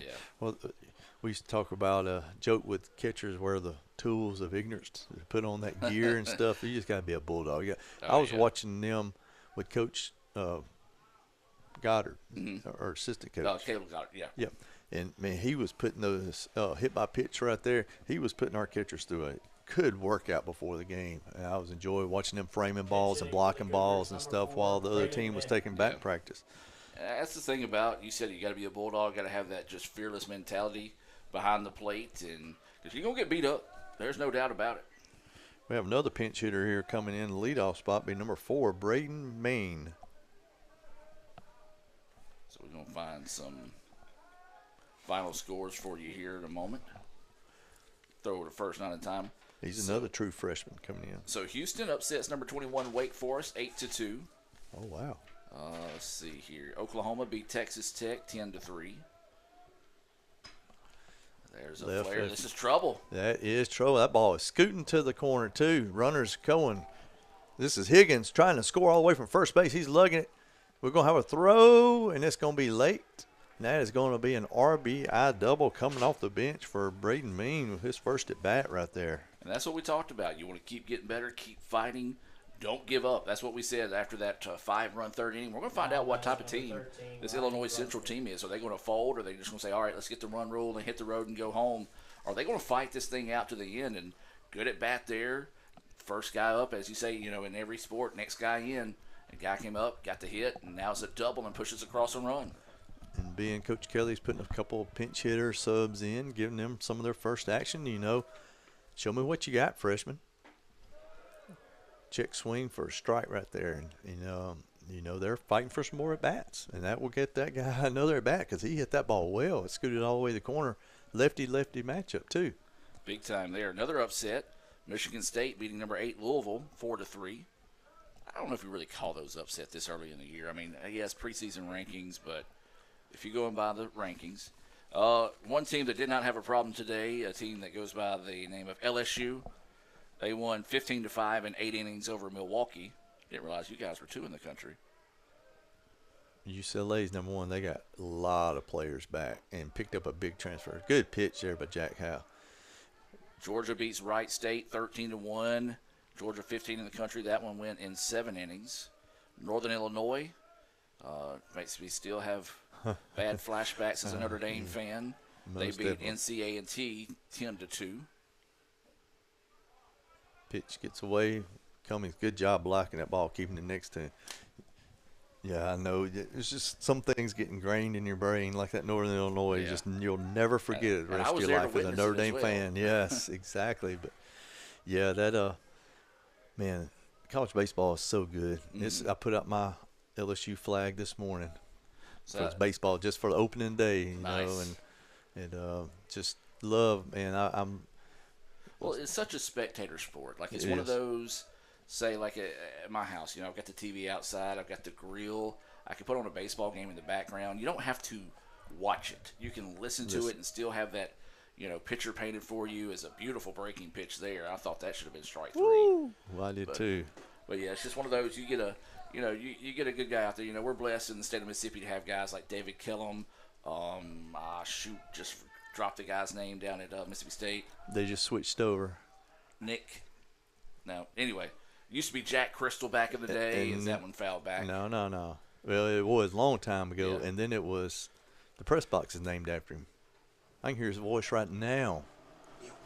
Neil Price. And is the Neil new Price guy. is the new guy. Yeah. Before him, Neil does a great job too. I was telling Aiden earlier. I said, man, this has been the best decade for me as being an LSU fan because I'm an LSU fan. I'm an Ole Miss and State fan when they're not playing LSU, and we've won 4 national championships in this decade already. Yes. I said, that's as good as it gets. I was like, I love watching good baseball, but like you said, I can have our game on, ICC game on, listen to it, and another broadcast going on at the same time. And the good thing with baseball is you play every day. Jason Ellis, Mississippi State. The reason why I know that, I've actually got his phone number. He called me one day, and I was like, I'm saving this joker. Look at there. Another Renaissance Bank strikeout for Jack Howell. That will be number 8 on the day. That may be it for Jack. His coach is going to come out, maybe just have him on a pitch count today as he'll make that slow stroll. And he's going to be welcomed by his teammates, rightfully so. Heck of a day for Jack. Well, I'll take that back. That's 9 strikeouts on the day for Jack. They're going to go to the bullpen, so we'll step away and be back with more as we've got a call to the bullpen being brought to you by Tupelo Coca-Cola Bottling Works.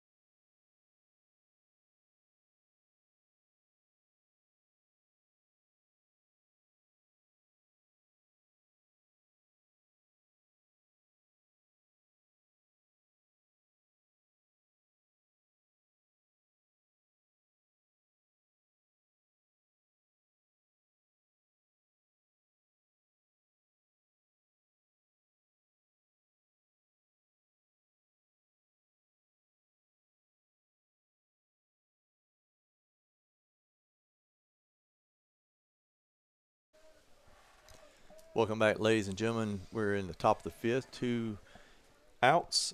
Jack Howell with an outstanding performance for us on the mound. He's replaced here by Hayden Smith, runner on second base, to face the right-handed batter Micah McCoy, the third baseman for the Cougars. That pitch high for a ball, and Smith obviously going to come in, kind of got to catch his breath. You know, got that adrenaline pumping here, wanting to try to come find that out real quick for the Indians, get those bats back to the plate. Smith is a 6'4" freshman from Mag Heights in Hernando.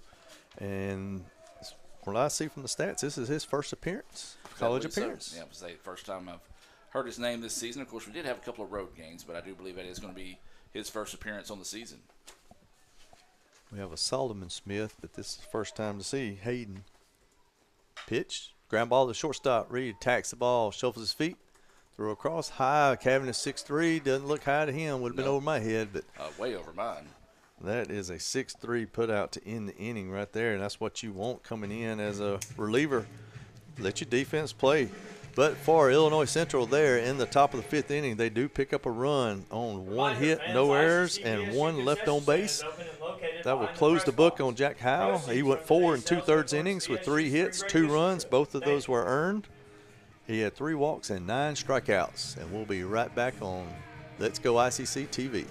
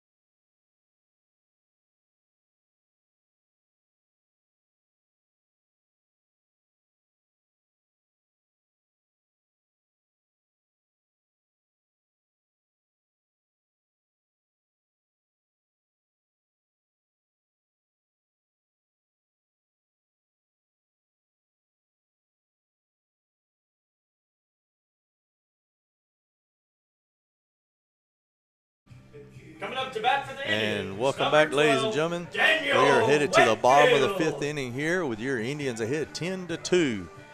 Illinois Central has put in a new pitcher, Kyle Miller, coming into the game, and he will face a pinch hitter for your Indians, number 12, Daniel Whitfield, for his first at bat of the day. Right on righty. Yeah, good job here by Coach getting some guys some at-bats late in the game in this situation and say, all right, guys, we're going to treat this like it's a 1-run game.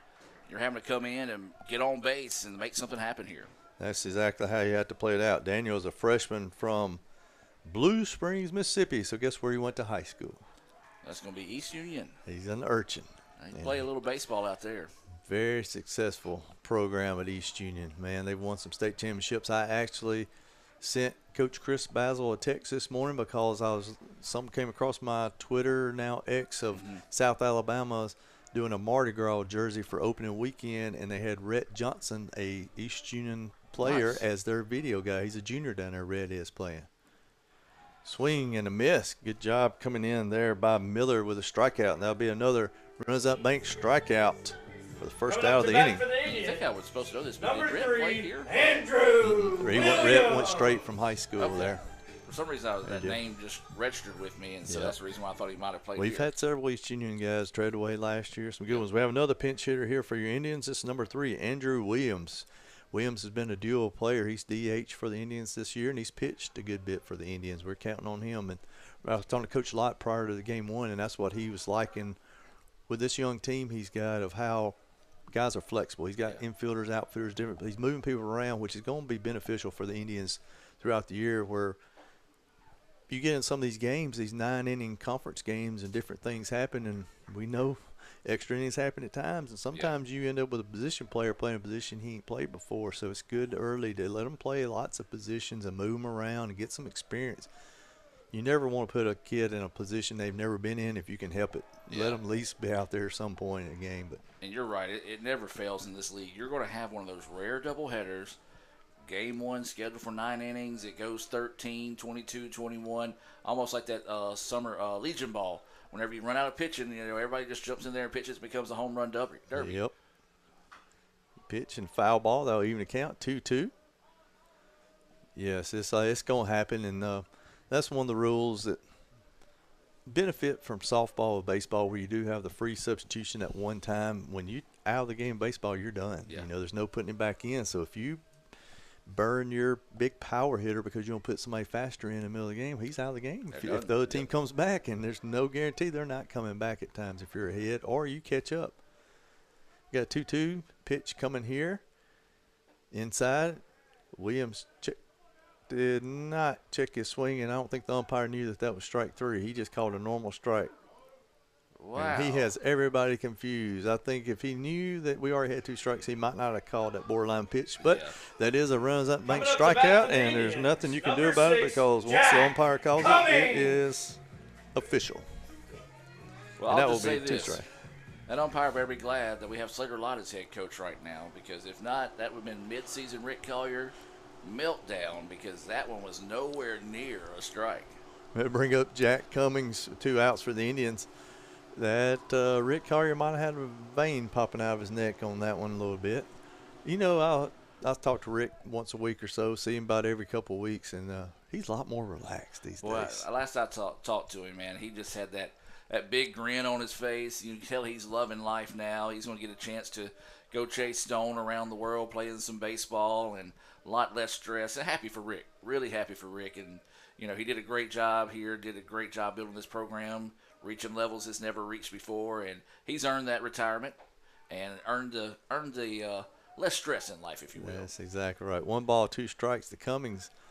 Yeah, he put his time in, 704 wins. I mean, that's amazing to have that type of career. And, he's fallen Stone down at Delta State, one of our alumni, former players. We got several former players playing that try to keep up with in lots of sports, but especially baseball. And we know Coach Lott's going to carry on that tradition, too, of getting guys to the SEC and different places, just like Coach Collier did a great job over his career. Deuce is wild here. Pitches up and in. That'll run the count full. Good battle between Miller and Cummings. Yeah, that would be next to impossible. If we'd have to have we'd have to get Stephen West to build us some type of app to keep up with all the kids that are on the next level, to keep up with like scores and things like that. I talked to Wait for that one. There you go. Talked to Evan McCarthy earlier today. He was thinking the game started at 1, so he was tuned in. He's like, Gore, where's the game at? He's at Southern Indiana. That's right. Didn't travel this week in opening games, but he's one of those expecting to do big things up there in Southern Indiana. We got, obviously guys in the minors. Got the guys playing, I don't want to call it semi-pro, but not the MLB system. Tyreek, doing great things. Delvin. Like the Northern Leagues, independent ball stuff. The independent ball, Delvin. Great Zen baseball. Is part of the coaching now in South Bend with the Cubs. So, if you could write a book and you need extra pages just to talk about the history of ICC baseball beyond ICC baseball. That's exactly right. Cummings earned that walk. That brings up Jacob Pearl again, our leadoff hitter. He's up for the 4th time in 5 innings, and that's when you know you're having some offensive success, when your leadoff hitter, who is 3 for 3 for on base percentage, had not put a ball in play, but has got on base all 3 times. Doing your job. And look at here. Oh, great play by third. He's going to throw it from his knees. First baseman with another pick. What a great play out there. Let's give that guy some credit. That is Micah McCoy. He has been in all 3 games playing some third base, and a great pick over at first base by Charlie Graham. What a combo right there. So your Indians do not get any runs, no hits, no errors, and they do leave 1 on base, and we will head to the top of the 6th inning on ICC Sports Network.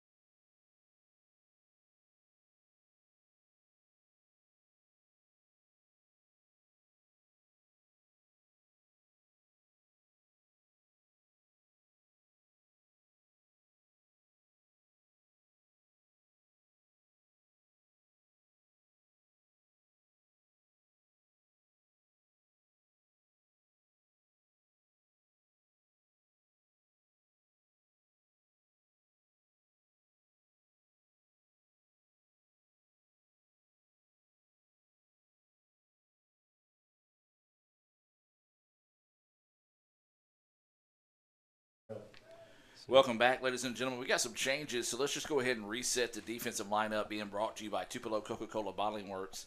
Out in left field is Whitfield, Thompson in center. Pearl is in right field. We'll swing it around the infield from third to first. Green, Kent, Graham, and Cavness. Smith is pitching, and Cummings is behind the plate. Thank you for that, Mr. Gore. And we are in the top of the sixth here. Your Indians winning 10-2. As you mentioned, Hayden Smith back on the bump here for his second inning, following Jack Howell's nice performance on the night, and he is facing Jake Merrill, left fielder. 1-1 is the count. Maybe just a little bit too much on that last one, and right now just trying to find that zone a little bit. Maybe just trying to force it a little bit too much. Yep, got to settle down. As we say, you got that last out, last inning. You kind of can have a little adrenaline dump, as they say. You get it real high, and then you get back down, and you got to refocus right here. 3-1 count, early in the season, young pitcher. Want to take advantage of his opportunity right here. Facing the cleanup batter for Illinois Central. Nice pitch on the outside corner to make it a full count. Yeah, nice frame job by Cummins as well. Didn't really have to pull it in much, but pulled it in and got the call there. That's probably what you did as a catcher back in the day. I bet you moved it from one batter's box to the other. That ball is inside. That will be ball 4. Walk to Merrill. I'll tell you, I retired from baseball in 1989 after my one season with the Bruce Blue Jays. Bruce Blue Jays. Yes. You know what happened close to Bruce yesterday? I know exactly what happened in my There was hometown. something going on in Pittsburgh, hometown of Adam Gore yesterday. More people have been in Pittsburgh yesterday than been all year. There were more people in Pittsburgh than they've been in the last 5 years, population-wise. All right. Your favorite player is up to bat. Mr. Charlie Graham is coming in. Like I said, I like the kid's aggressiveness at the plate. But, you know, it's one of these situations now. He's swung hard a couple of times. Let's lock in and get some good swings. Yeah. Charlie and Colton Williams, both those guys have gotten their money's worth. That's to the parking lot. Did you get something? Nope. Good job here by Hayden Smith of getting ahead 0-2 after walking the leadoff guy. Yeah, that's big time. You know, you get that walk, you know, easily can get you rattled, but to come back 0-2 is that's just gutsy.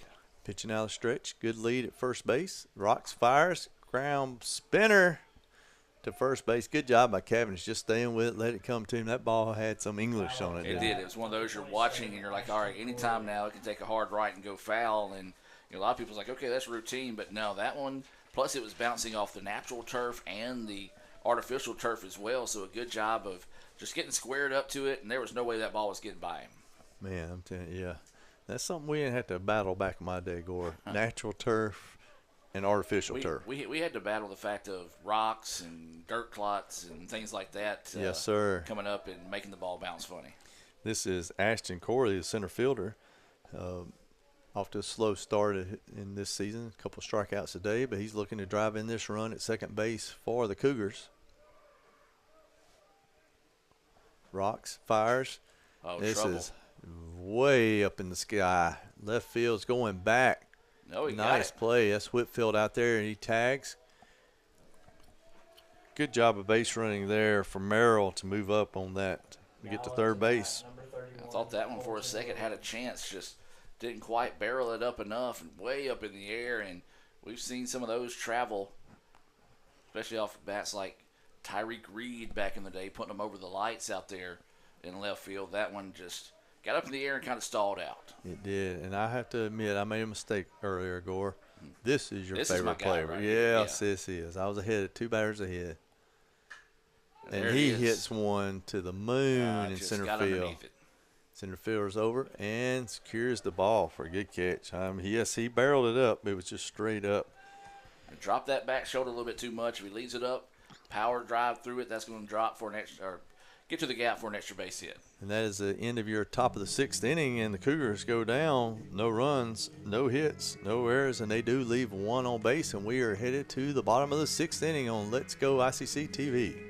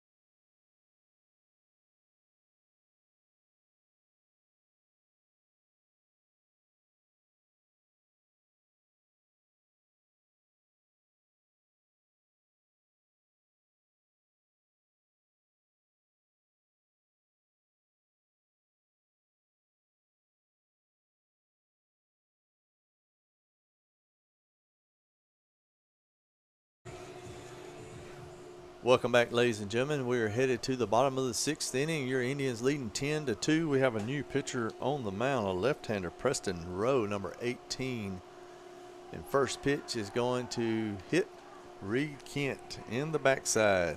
Reed stood in there and took the hit by pitch, and as we said, these Indians are finding ways to get on base. And that's one thing that you saw Kent Now there. He kind of looked at the dugout and yelled as if it was a sport with pride that time. And that's the thing about a team. If you can just find a way on base, good things can happen. It sure will, and you never know what'll happen when you get a pitcher in the stretch right there. And I was about to say he comes stretching. Next thing you know, he come and pitched. I was a little quick. Let's see if he gets a pause on this one. Young guy, redshirt freshman. This is his first action. He did that time, and that ball is that hit. That may be ball game. Long, and it is way out of here for another Indian home run. 2-run home run, Bodie Thompson. Home run brought to you by Brody Thompson. I've seen a lot of home runs hitting this ballpark, and I've seen a lot of them hit a long way. I lost that one in the night time as it got out of the ballpark. I lost. If I was the umpire, I'm calling it fair regardless, because thing was and it was not a hooker, so it was fair. I mean, there's no doubt. He absolutely mashed that ball. Good job by the Indians. We said it. They needed to come out. This is a baseball team that's learning and growing in Illinois Central. They got good things ahead of them. ICC needed to come out, set the tone early. They did that. They were able to take care of business. And Cougar fans, if you're watching back home, let's get out and support this team. You've got a good baseball team to get behind this season. That's exactly right, Gore. This team is going to be something to handle when they get back home and get in their conference play. Coach Kelly does a great job. ICC fans, remember to visit of course, letsgoicc.com. Indians, they're kind of an example of what we're talking about, Central fans. If you look at the first 2 games of the year, you're kind of like, oh, man. But now, this deep in the season, now you're starting to breathe the leads. You're saying, okay, we're starting to see the identity of this team. It's going to be a gritty, scrap it out, just swing the bat and make things happen type baseball team. So, very positive reactions here for the Indians. So we encourage all the ICC fans to come out. You can visit letsgoicc.com to find out the schedules on those. But, yeah, Reed Kent, a big day for the Indians as well. I know, Andy, you've got some of those Samstown market stats there. Yes. The line score on the game for Illinois Central will be they had 2 runs on 3 hits, no errors, and that is something to build on as well, too. They booted around a little bit last night, but today they played clean baseball, and they left 5 on base. The losing pitcher for the game was Braden Vanderhout. Winning pitcher was Jack Howell. 4 2/3 innings, 3 hits, 2 runs, 2 earned, 3 walks, and 9 runs out bank strikeouts. That is our starting pitchers today, Gore. Put up 19 strikeouts. That's good. That's good. Him and Riley Cagle, that's 19 strikeouts. And that was one thing, that was going to be kind of a question mark. Not going to say a concern, but a question mark coming in early on in the season. But gives you a big boost of confidence when you look out there and you see guys coming in and tossing 19 strikeouts like that. It sure does. And that, as Colin and I talked about in game 1, some of the best defensive teams I played or I coached were teams where we had a bunch of strikeouts. We didn't have to make a lot of plays. See, the least plays you got to make, the least errors you make. But your Indians line score on tonight, they had 12 runs on 7 hits. No errors. Clean baseball for the Indians, and they left 3 on base. Inning by inning score, Illinois put up 1 like they did both games today, and your Indians matched it with 3 in the bottom of the first, 2 in the bottom of the second, 5 in the bottom of the third. We were putting up those crooked numbers. I'm impressed by that today, too. We scored 14 runs in game 1 in 3 innings. Yeah, that's big time right there. As we said, wanted to come out, set the tone early. They kind of got a little bit of momentum. Did Illinois Central coming into this game. Want to get that quick jab at them and kind of get them back on their heels, and that's what the Indians did. One thing we're offensively, too, we're not hitting solo home runs. No. We're hitting 2- and 3-run home runs, and that's those crooked numbers are big. You've heard a lot of times in baseball, softball that usually the winning team will score more runs in 1 inning than the losing team. Yes. They'll just have that one big inning that you're just not able to get out of it, and that, you see that today we put up multiple times of 5 and 6 runs, and you put up 10 runs the first 3 innings. That is something to build on for our Indians and Coach Lott. And I believe I've got our star of the game if you're ready. Your Sam's Town Market Unless star you of the want, game. you got somebody. Go right ahead. If we don't agree on the same one, I'll back up with mine. I'm going with a guy that went perfect, Reed Kent.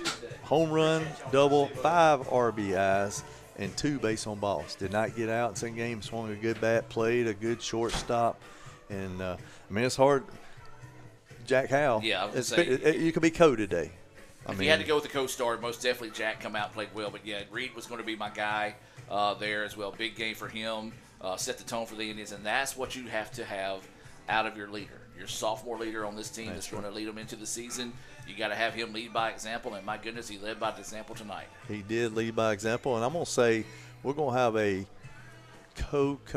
co-star Sam's Market of our field crew, Kirk Sheffield and them. Water break. We got a pond around. I mean, it could have been a water fountain out there around, just a halo around the pitcher's mound. If you did not see that before the game started, game 2, and they got this field ready to play. To him and his crew, kudos, and to the Itawamba administration for doing the upgrades on this field to where that, I mean, you can see the water's out, but they pushed it out. We would not have played this 2 years ago. Not at all. There's not no way. No, we would have been way. able to, this game would have been canceled. The pitchers and safety issues and all even that. With Kirk and his crew, there's no way we would have had that, And you're right. That's one thing that, I know our coaches, our players are thankful for, because a lot of times when we go on the road, you're seeing players out there on, dragging the field, raking everything, and, great recruiting thing here. It's like, once the game's over, we win, we celebrate, go get some Little Caesars pizza and call it a night. There's no way I can count up how many baseball, softball coaches throughout my career would say how lucky y'all are. They said, we are so jealous. We are so, because we're doing it all. They're mowing the grass, and you're trying to recruit, and during the day they're having to figure out when they're going to mow the grass, when they're going to edge, when they're going to do all that stuff. And you don't have to worry about that at Itawamba Community College. And now we got the renovation going on with the football field. It's going to be just like this next year. So I might not have to wear my wet boots and stuff. Not wear waders anymore on the sidelines. That would be nice. But man, what a beautiful day, weather-wise, and what a outstanding performance by Itawamba Community College baseball and Coach Slott, having his team prepared after a long 9-inning game last night to come out with a sweep today.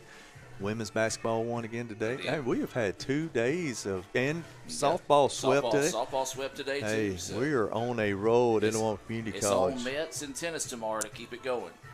I believe in Mets. They'll be playing Coastal Alabama and Huntington out in Alabama. So yeah. Like we say sometimes when we feel really confident, it's in the bag. And I know Metz, he's got his team ready to go, and Carson have his softball team ready to go in Alabama. So to finish that off, and we'll head into a great weekend because we're playing it right now. We're celebrating good times as Indian. I appreciate the fans for coming out. I know you're probably going to say Illinois Central, safe drive back home, man. Appreciate them coming down, and kudos. They're going to have a good season. There's no doubt. I've made that trip numerous times from that part of the world when going up to watch some Notre Dame football games. It's a long drive. Yeah, you would love to have tacked on a win to be able to make that drive a little bit longer, but I'm going to tell you right now, Illinois Central fans out there, you've got a good baseball team. Yes, this was the first 3 games of the year, but there's a lot of positives they can build on for this season. We do wish you the best of luck this season. We'll be keeping an eye on you as well, see how well you guys do it throughout the rest of the year. Andy, before we close things up, got anything else? I do. We will be back on the air with baseball next Tuesday with a triple header hosting Mississippi Delta and East Central here. We'll take on Mississippi Delta at 11 a.m. And then the Mississippi Delta, East Central will play, and then we'll play East Central, one of the nationally ranked teams, at 5 p.m. here. And then softball will be back on, and basketball will be here next Thursday. I know Goer's thinking 1 week's going into the next week, but yes, I do know those on my little notepad here. And you can tell them where they can check out everything else. Absolutely. First off, I want to thank you and Colin for coming in and helping out today. Baseball to be right back, won't be right back here. It'll be on the Red Channel on Tuesday, and then basketball will be on the Red Channel on Thursday. Softball will be on the Blue Channel on Thursday. Also on Tuesday, I didn't think about that. Boy, that just throws everything into a funk for me now, because we also have the Most Beautiful pageant going on Tuesday night. That will be on the Gray Channel, maybe on the Blue. It'll be on the Gray Channel. We'll just go ahead and say it's on the Gray Channel of Let'sGoICCTV.com. I'm glad you mentioned that about Tuesday, because I had forgotten all about that. I can tell you one thing. People listening to us out there, they're going, well, they've got something going on all the time. And if you're a high school student or have one coming up, hey, this is not is your the place to typical. be. This is not your typical community college right here. Yeah, absolutely. We are a real life community college. You got activities. You can be involved in lots of stuff Yeah, here. you can be involved in a lot of stuff. Hey, even if you're looking to be getting involved in sports journalism, come up here. We've got a spot waiting for you here in the ICC Sports Information Department. Indians get 2 wins here over Illinois Central. We wish you the best of luck the rest of the way out to the other ICC, if you will. For Colin Minga, Andy Kirk, Cal Brown, Casey Smith, I'm Adam Gore saying so long for Fulton. Have a blessed weekend, and as always, roll Tribe. I forgot that was.